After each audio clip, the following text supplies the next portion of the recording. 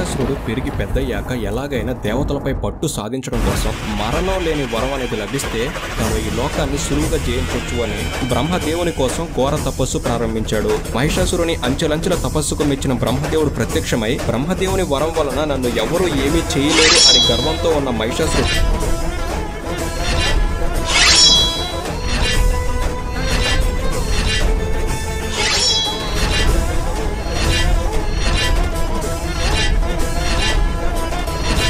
ముల్లోకాల్లో విధ్వంసం సృష్టించాడు. దేవతలతో ఘోరమైన యుద్ధం చేసి వారిని ఓడించి చివరికి ఇంద్ర పదవి చేపట్టాడు. దేవతలు ఆ వరగర్విత్తుని ఏమీ చేయలేక చివరికి త్రిమూర్తుల దగ్గరకు వెళ్లి మొరపెట్టుకున్నారు. త్రిమూర్తులు అనగా బ్రహ్మ, విష్ణువు, శివుడు. మహిషాసురుడికి వరం ఉంది, అతన్ని ఏ మగవాడు చంపలేడు కనుక స్త్రీ వలనే అతనికి మరణం రాగా ఈ సమస్యకు పరిష్కారంగా వీరు ఒక శక్తిని స్త్రీ రూపంలో సృష్టించాలని నిర్ణయించుకున్నారు. విష్ణువు తేజముతో భుజాలు చేతులను, బ్రహ్మ తేజముతో పాదాలను, శివుని తేజముతో ముఖముని వారే దుర్గామాత. అలాగే దుర్గామాతకు శివుడు తన శూలమును, విష్ణువు తన చక్రమును, ఇంద్రుడు తన వజ్రాయుధమును, వరుణదేవుడు తన పాశమును, బ్రహ్మదేవుడు తన అక్షరమాల కమాండలమును, హిమవంతుడు తన సింహమును వాహనంగా ఇలా అందరూ దేవతలు వారి వారి ఆయుధాలను దుర్గామాతకు సమకూర్చారు.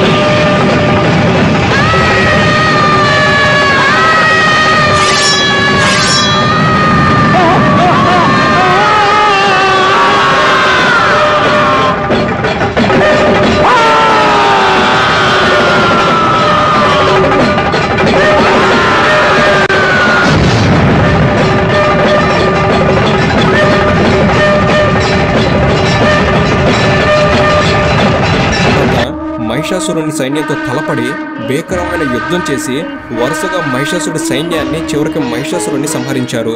ఈ విధంగా మహిషాసురుని చంపిన దుర్గాదేవిని మహిషాసుర మర్దినిగా కొలుచుకుంటూ మహిషుని చంపిన రోజుగా దసరాగా ప్రజలు జరుపుకుంటారు.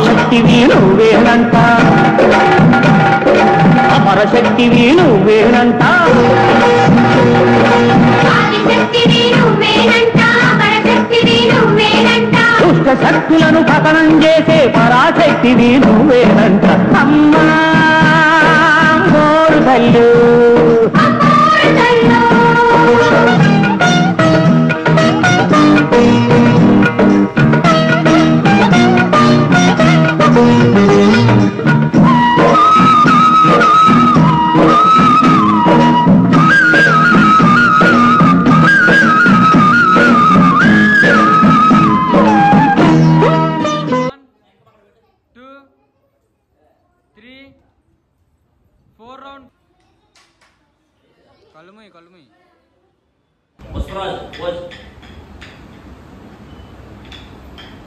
అమన్రా బాబు.